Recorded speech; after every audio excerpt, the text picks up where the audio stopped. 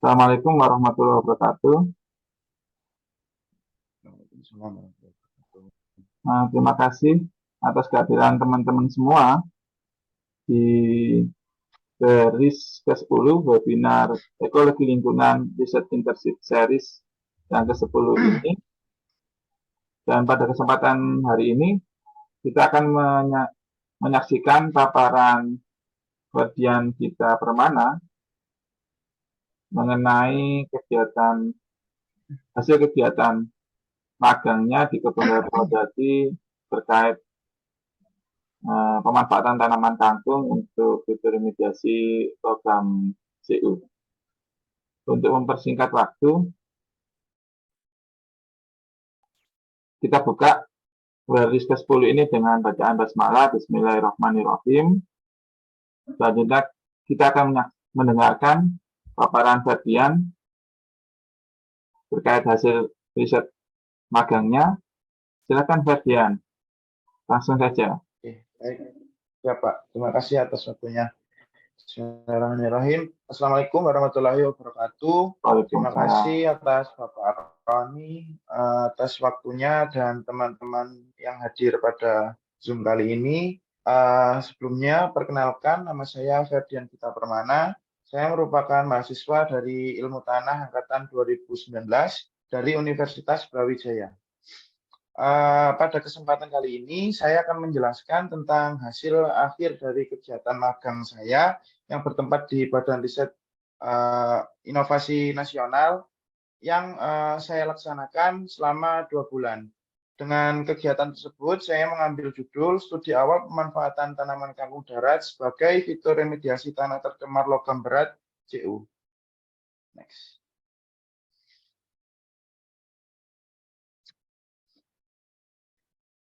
Slide-nya nggak berubah ya Pak? Oke, sudah. Ada beberapa isi pada slide PPT saya. Yang pertama adalah pendahuluan, yang kedua adalah metode pelaksanaan, yang ketiga hasil dan pembahasan, serta diakhiri dengan kesimpulan dan saran.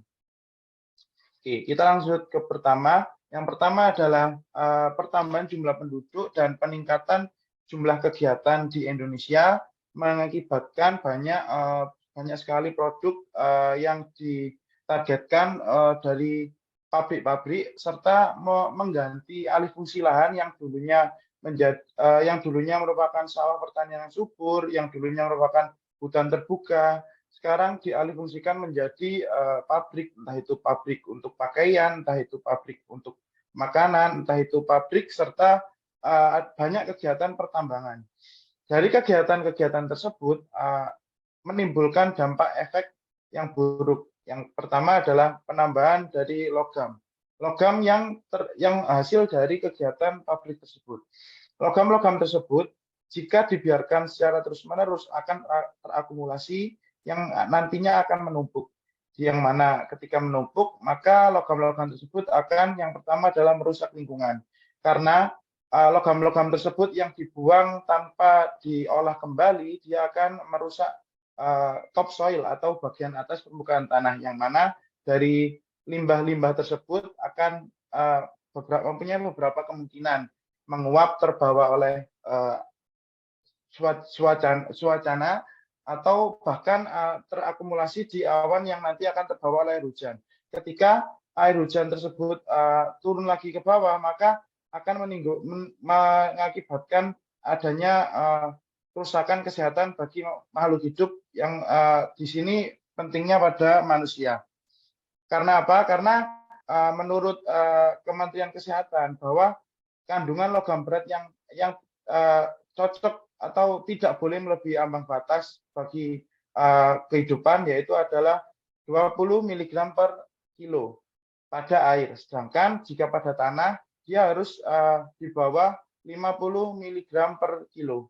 Nah, sebagai upaya untuk menjaga kesehatan lingkungan, ada beberapa kegiatan remediasi atau pemulihan suatu lahan. Salah satu teknik remediasi yang cocok atau bisa digunakan yaitu adalah fitoremediasi, di mana pada kesempatan kali ini saya menggunakan logam berat Cu dan menggunakan teknik fitoremediasi menggunakan tanaman kangkung darat. ada beberapa tujuan untuk kegiatan pengamatan saya atau penelitian saya kali ini. Yang pertama adalah mengetahui proses kegiatan yang berhubungan dengan fitur remediasi yang terletak di BRIN Purwodadi. Yang kedua adalah mengetahui pengaruh pemanfaatan tanaman kangkung darat terhadap tanah tercemar GU. Baik, selanjutnya adalah metode pelaksanaan.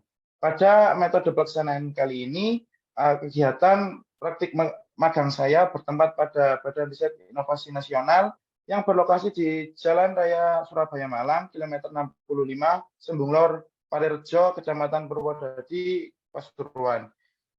Pada kesempatan kali ini, saya mengikuti kegiatan diawali dengan tanggal 4 Juli 2022. Ya, dan diakhiri dengan 5 September 2022 dan kemarin baru saja dilaksanakan kegiatan ujian akhir praktek magang pada tanggal 9 November 2022. Selanjutnya saya akan menjelaskan tentang alat bahan yang saya gunakan. Alat bahan kali ini saya akan menjelaskan dari alat bahan waktu melakukan kegiatan pengenceran yang berada di lab BRIN Purwodadi. Yang pertama adalah gelas ukur yang digunakan untuk menakar volume dari aquades dan cairan logam berat yang digunakan untuk pengenceran. Yang kedua ada air aquades, cairan logam berat CU, pipet untuk mengambil larutan logam berat, spatula untuk mengaduk, serta label untuk mencatat atau menamai dari hasil yang telah dilakukan pengenceran. Selanjutnya, yaitu ada benih kangkung. Benih kangkung ini saya semai selama 2 minggu, lalu saya aklimatasi selama kurang lebih 7 hari sebelum perlakuan logam berat yang saya berikan. Yang kedua adalah polybag. Polybag pada pengamatan kali ini saya gunakan polybag yang tidak memiliki lubang karena supaya menjaga logam supaya tidak run off atau air logam yang telah diberikan itu jatuh ke bawah lagi. Karena ketika nanti dikhawatirkan logam beratnya nanti tidak sesuai dengan apa yang saya berikan. Polybag pada kesempatan kali ini saya menggunakan ukuran 15 kali 5 cm. Selanjutnya adalah saringan tanah.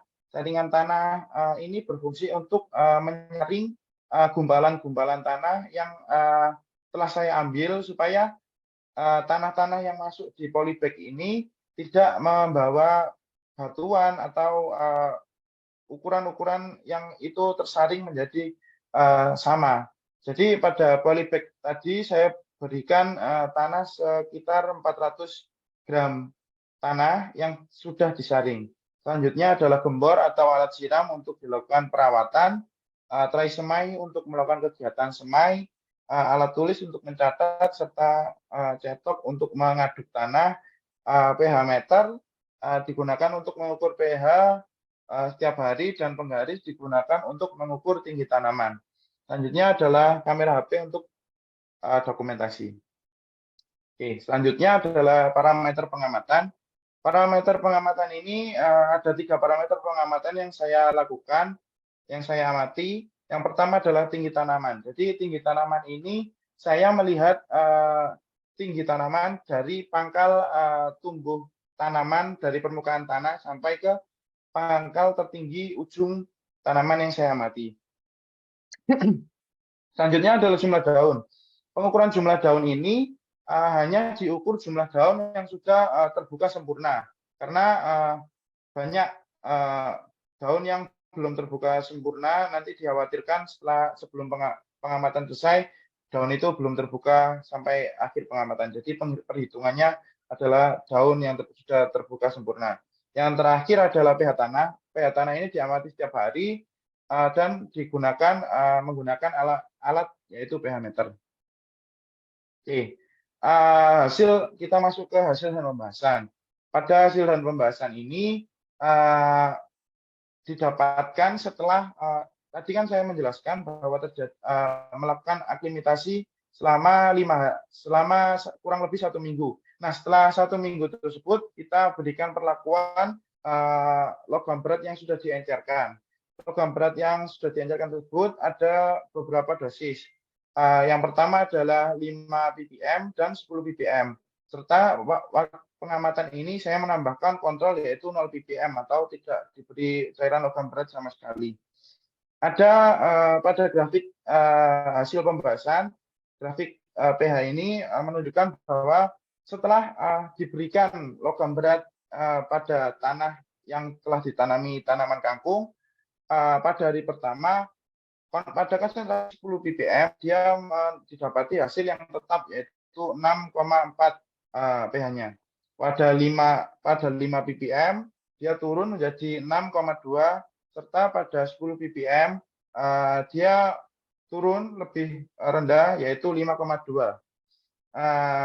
Ini terus mengalami penurunan hingga hari keempat yaitu pada 5 ppm dia didapati 5,7 pH-nya. Serta pH terendah pada 10 ppm yaitu 3,9. Selanjutnya setelah hari keempat ini pH perlahan naik atau membaik hingga pada pengamatan akhir hari ke-14 yaitu pada 0 ppm tetap tentunya 6,4, pada 5 ppm 6,2 serta pada pengamatan terakhir 10 ppm 5,5. Hal ini membuktikan bahwa pemberian CU menyebabkan penurunan kesehatan tanah. Salah satu indikatornya adalah pH tanah yang menurun. Logam berat yang dicemarkan pada tanah menyebabkan penurunan pH tanah sehingga membuat tanah menjadi masam. Nah, kenapa kemungkinan besar terjadinya penurunan ini tidak secara langsung karena logam berat yang telah kita berikan dia kan bentuknya cairan dan tanah kan merupakan padatan. Jadi itu beberapa proses. Seharusnya jika dibandingkan di air dia kan pH-nya kan turun pada saat logam berat diberikan di hari pertama. Tapi pada tanah tidak, yaitu penurunan di sini pada penelitian saya terendah pada hari keempat. Oke, lanjut. Dari hasil pH tersebut, tentu pH merupakan suatu indikator kesehatan bagi tanaman. Ketika pH-nya turun, maka kesehatan dari tanaman juga akan menurun. Terbukti pada grafik tinggi tanaman, pada tinggi terendah atau capaian tinggi terendah yang didapatkan adalah 10 ppm ini mengalami start paling rendah yaitu pada hasil akhir 10,5 serta 5 ppm 11,5 dan didapati hasil paling tinggi tanaman yaitu pada 0 ppm yaitu 15,2 cm. Sedangkan pada daun ini pada awal pengamatan semua saya cari biji atau benih yang sama yaitu pada 4 jumlah daun yang telah terbuka sempurna. Lalu pada 10 ppm ini dia mengalami kerontokan. Seharusnya dua helai daun pada pangkal paling bawah atau daun paling bawah dia mengalami mati atau mencoklat hingga daunnya itu jatuh atau mati. Selanjutnya pada 5 ppm ini tidak ada daun yang mati, tetapi jika dibandingkan dengan 0 ppm maka hasilnya lebih baik 0 ppm yang pada akhirnya pada pengamatan terakhir didapati pada 0 ppm didapatkan 9 helai daun, pada 5 ppm 7 helai daun, dan pada 10 ppm hanya 5 helai daun. Jadi tingkat rendahnya nilai pH akan berdampak pada produktivitas suatu tanaman, terutama tinggi tanaman, jumlah daun. Hal ini dikarenakan sebagian logam berat yang terdapat di dalam tanah diserap oleh tanaman. Ini terbukti dari yang telah saya jelaskan tadi, pada 10 ppm dia mengalami kematian pada daun paling bawah, yaitu 2 helai daun paling bawah, sehingga dia merusak kegiatan fotosintesis yang ada pada tanaman tersebut, sehingga penurunan terjadi pada tinggi tanaman serta jumlah daun berikutnya. Oke, selanjutnya kesimpulan serta saran. Jadi ada 3 kesimpulan yang dapat diambil dari kegiatan saya. Yang pertama adalah semakin tinggi dosis pemberian logam berat Cu yang diberikan pada tanaman kangkung, maka akan menghambat pertumbuhan tanaman tersebut. Yang kedua adalah pemberian logam berat Cu akan berpengaruh terhadap jumlah daun, tinggi tanaman, dan pH tanah pada tanaman kangkung. Yang ketiga adalah tanaman kangkung berpotensi menjadi fitromediasi logam Cu, dan tanaman kangkung masih bisa hidup pada dosis CO yang tepat. Saran pada penelitian kali ini perlu dilakukan uji AS agar dapat dianalisis serapan logam berat pada tajuk, akar, dan tanah untuk mengetahui potensi tanaman kangkung dalam penyerapan unsur CO pada tanah. Selain itu juga teman-teman, jika tanaman kangkung berpotensi menjadi fitromediasi, saya sarankan pada teman-teman untuk berhati-hati dalam memilih tanaman pangan, terutama tanaman kangkung atau tanaman yang memiliki potensi menjadi agen fitromediasi atau fitoakumulator, karena nanti di akhirnya ketika kita terus memakan tersebut dan terakumulasi pada darah akan membahayakan kesehatan. Oke, sekian yang bisa saya sampaikan. Saya Ferdian Pita Permana. Jika ada salah kata, mohon maaf. Saya tutup. Terima kasih. Wassalamualaikum warahmatullahi wabarakatuh. Waalaikumsalam warahmatullahi wabarakatuh. Terima kasih atas presentasinya, Ferdian. Ada teman-teman yang ingin bertanya atau mungkin memberikan saran masukan, saya persilakan.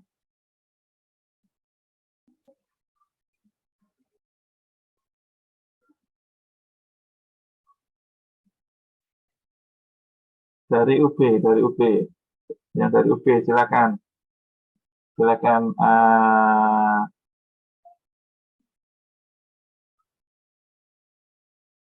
Unmute atau open mic-nya.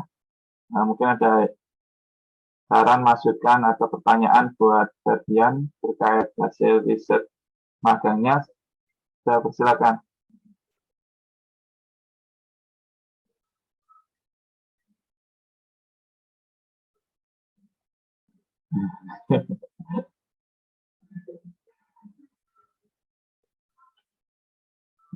Kalau belum ada pertanyaan,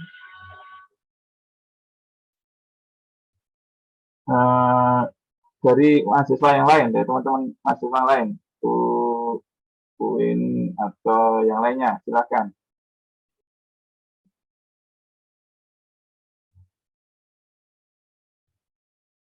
Silakan raise hand.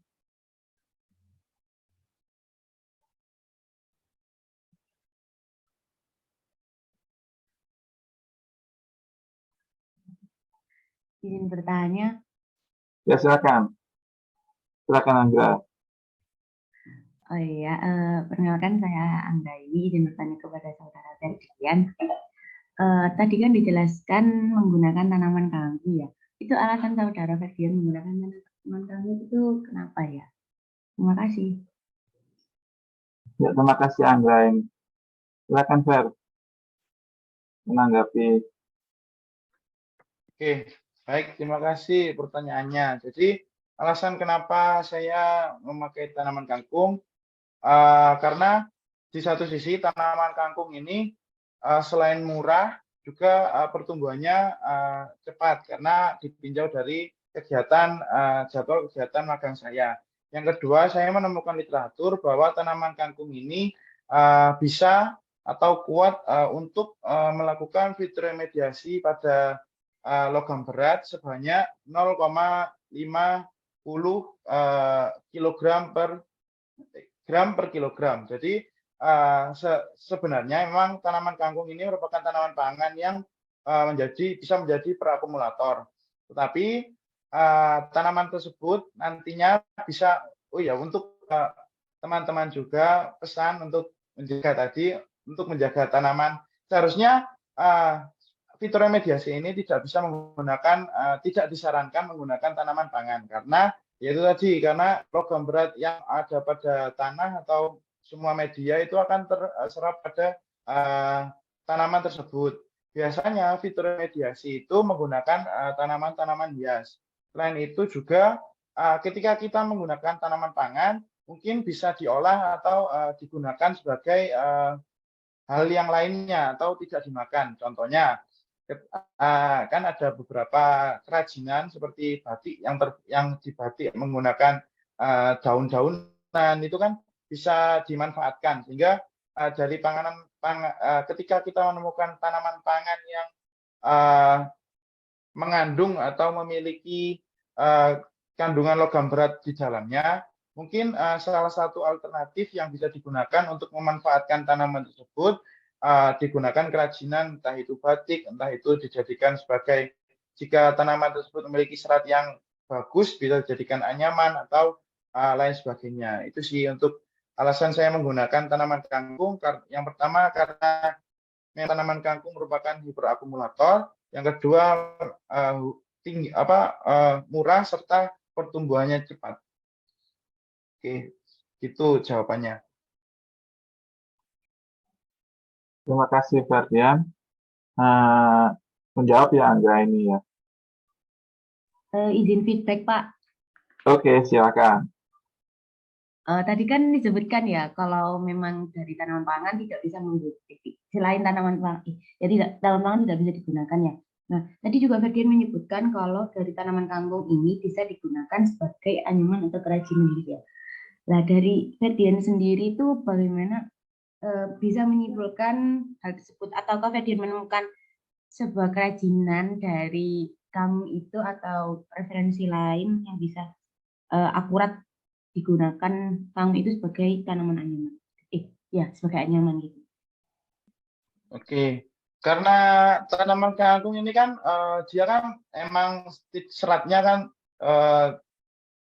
tidak begitu kuat ya, jadi bisa dimanfaatkan menjadi batik tanaman. Jadi kan yang biasanya ada kain putih, terus habis itu tanaman kangkungnya diambil lalu dibecek-becek itu yang dijadikan pewarna untuk mewarnai dari kain tersebut supaya bisa menjadi batik. Kalau setahu saya sih, jika tanaman tersebut tidak kuat dijadikan anyaman, bisa digunakan menjadi batik tanaman, seperti itu sih. Karena saya waktu SMA dulu juga pernah mengikuti kegiatan pembuatan batik dari tanaman, tapi waktu itu bukan tanaman kangkung, jadi caranya juga simpel dan mudah, hanya menggunakan kain yang putih. Jadi dari tanaman kangkung tersebut tidak kita makan, tapi kita bisa menjadikan olahan menjadi batik atau lain sebagainya. Seperti itu sih yang saya tahu. Terima kasih, Anggra. Baik, terima kasih. Ya, mungkin lebih ke batik tanaman gitu ya. Terima kasih, Ferdian. Terima kasih Anggra ini.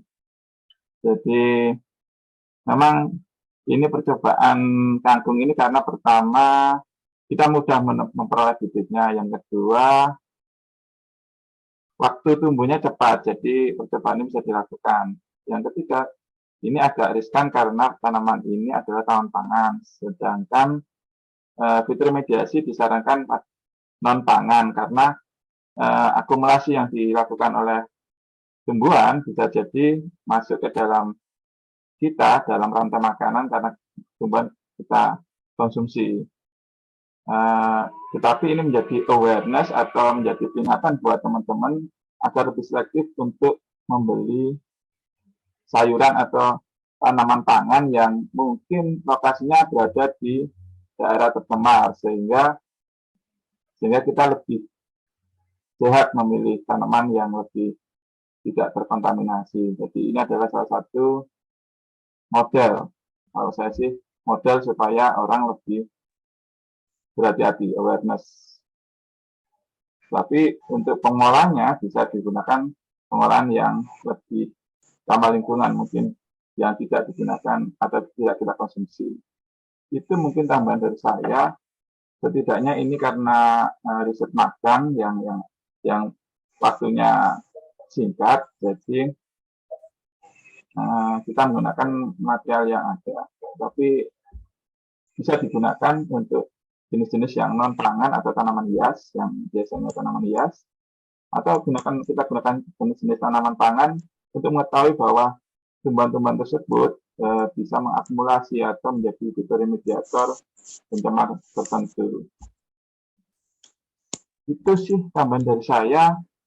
Tidak ada saran, masukan kalau sudah cukup runut bagian menjelaskannya. Apabila tidak ada present lagi, maka WRDIS ke-10 ini kita tutup. Okay.